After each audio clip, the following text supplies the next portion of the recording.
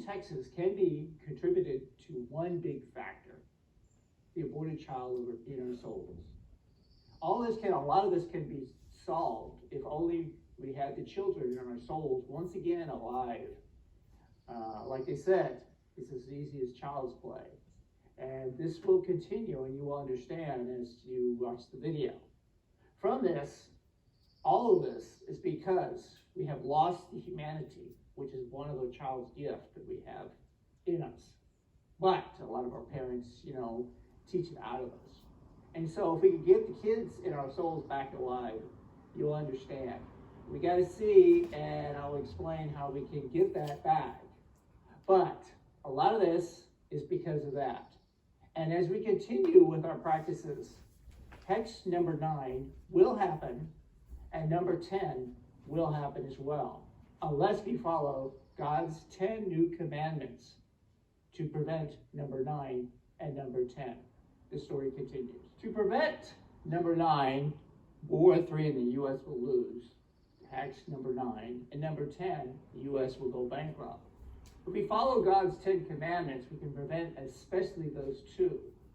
But the ones I want to concentrate in this video is God's commandment number 5. Do not be controlled by fear, and especially number 7. Always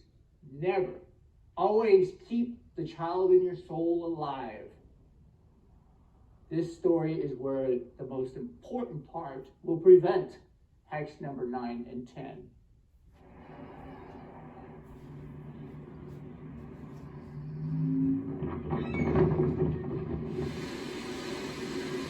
God's 10 new commandments. Number 5, do not be controlled by fear. This is the one that's very important that can prevent World War III, hex number 9, and keep the country from going bankrupt, number 10. First of all, the rich, whoever they are controlled by the fear of being poor. Hence, their money is used to make even more money. They don't ever look like, for all of us, for that matter, to look at, why are we investing in this? Does it really improve lives? And that's where the real gift, that God's gift, it gives you richness, is how you help another person, not the amount of money you have in your bank or your 401k. That's the key. It's the fear that God's commandment, new commandment, says, do not be controlled by fear. In Moses' story, he was there to part the people from slavery and part the Red Sea. His story goes that Moses was up on the mountain and God said to pick up that snake. He said, what? He said to do that. And I feel that snake is our phobias, our fear that is preventing us from reaching that fear of picking up the snake, which turned into a big stick that was used to part the Red Sea. And it's parting the Red Sea that got us, the people, to freedom from slavery. And that's the key. If we go after our fear, we can use, whether it be the fear of poverty, the fear of abandonment, the fear of a trauma, and it's that snake, and we can control that fear and go back and pick up that snake, then we can find the next part. And from this newfound fear, I feel, that will get us to the promised land of our minds, in our minds. It's that fear that controls our minds. It keeps us in slavery in our way of thinking. It keeps us only to think that only the money in our bank accounts are the way for happiness, which will never be. It's that fear that happened somewhere in our past, childhood, what your parents used to tell you about being poor, something about it, or a trauma, or anything like that. There's something in there that we have a fear that we need to go back and revisit. Pick up that snake, and that is the key for us to really reach that snake, to turn into a big stick with which we can part the sea in our minds away from slavery to that of freedom. In the promised land, this better satisfaction that we can get more than anything else than the money, or what we use with the money.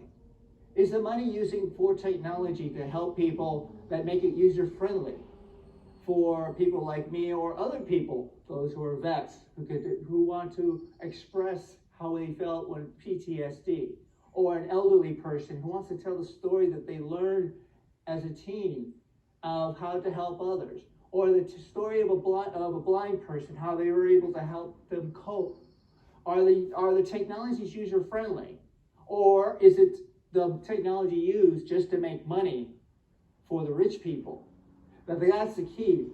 The rich could be, and all of us with our 401ks can look at and say, is my money really used to help the tools of those people to express themselves, help them to help others? As I continue with the rich, who also control the airwaves, I believe the best solutions to anything is all of us discussing together as a nation how we can solve our problems, whether it be vets dealing with PTSD, how to deal with foreign policy, how to deal with healthcare costs. Any of that stuff can be solved by all of us talking together and discussing freely discussions of how we can solve these problems.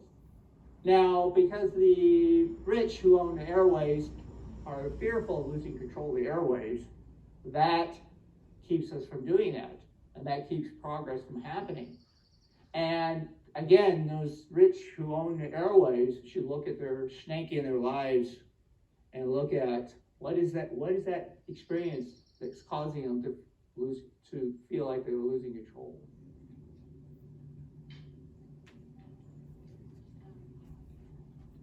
This is a result of the fear in people's lives, especially the ones who control the airwaves and also the money system. Banks are out there to charge very high interest rates in credit cards. That harms the family. They also charge very low savings rates. And also they give no help for companies to start up. They just like, on your own, we'll give you a loan and that's it. And because the banks are controlled by so few, because of the rich, of their fears, of their snake that they have in their lives, companies are not starting up because of that reason. It's harming the family, and it's the family unit that's falling apart because of the banks, the greed, the control of the airways, and etc. And this is the result of what's happening because of that fear in the rich people who control, like I said, and they got to have more. And this is what's happening to our economy. China used to have a centralized system, and they didn't do much. And their military state didn't do much either. The U.S. had a market economy. The rich went ahead and, it wasn't controlled by so few because of their fears in their lives for being poor. And it's preventing their money to be invested in new ideas, new concepts, as such. And this is the beginning of why the debt is the way it is. The story continues. As it gets back to the story of the promised land for everybody, including those who control the money system, the biggest satisfaction you'll find in your happiness, the well-to-do, is not how much money you have in your bank account or 401k. You'll never get satisfied. And plus, you harm the nation and the world. The biggest satisfaction to know that your money is going towards a small company who are trying to come up with ideas to improve lives, to invest in health education, even though there's no money in it, but you help save lives. And if a family unit, if a father or mother has health issues, and you can invest in companies that may not pay well, that can help them, help with their health, then it can help the kids. And that would be bigger satisfaction for your lives, to find the promised land in your hearts, in your minds.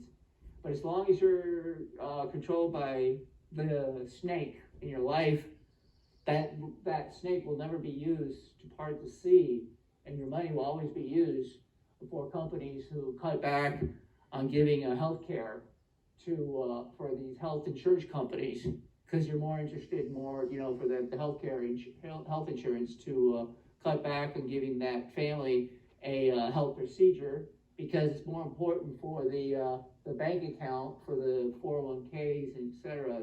You're never going to have a satisfaction life for anyone. And this story is one. You know, all that money was used to support the stock market. It's sad because I feel the best way to do it would be contests. How to redevelop the mass, how to redevelop air systems, and I could get into that into another video. Imagine instead of people driving up and seeing a lottery, you win all this money, lottery at convenience stores. How about if they had this week's winners for redeveloping the mass will be advertised up there instead of how much money is going for lottery. This week, there's going to be a prize of $14 million to redevelop a new mass. That will not only solve the problem in the mass system, but it also gives people hope. They see come up and say, wow, I could, this week there are investors like the rich who could have their money pumped into that system, and also the money to be used for, instead of pumping up the stock market, be used for that. Imagine the satisfaction you will get, even though your 401k is not as big, that the satisfaction you help bring hope to people's lives, that when they drive up to the convenience store, they say, wow, I can do all these wonderful things. The Western system used to be a market economy. 30 or 40 years ago, you had very small banks, and you had competition. And because of that competition, banks and savings and loans used to invest in communities, etc. But no more with these big banks. It's kind of ironic that, sad that these huge banks charge the most in mortgage rates and also credit card rates. Please, those who control the boards, look at your fear of why. If you're really getting satisfaction of having more money, which you'll never find, the satisfaction in your hearts, in your minds. But anyhow, getting back to this is a reflection of what's happening in our economy, in the Western economy. China used to have a centralized system. Now they invest more, and they use the market economy in which they expanded their economy like crazy. They invest in ideas, etc. Versus our country has used to use the decentralized market economy, where people invest in companies and ideas. But now, of course, we have a centralized communist type system where so few banks, so few media companies, so much control in those areas, that this is a result of what's happening. Where you've gotten to the centralized planning by so few owning the money system, and this is a result. And this reflects into how China was able to expand their economy and hence their military, whereas we are going bankrupt.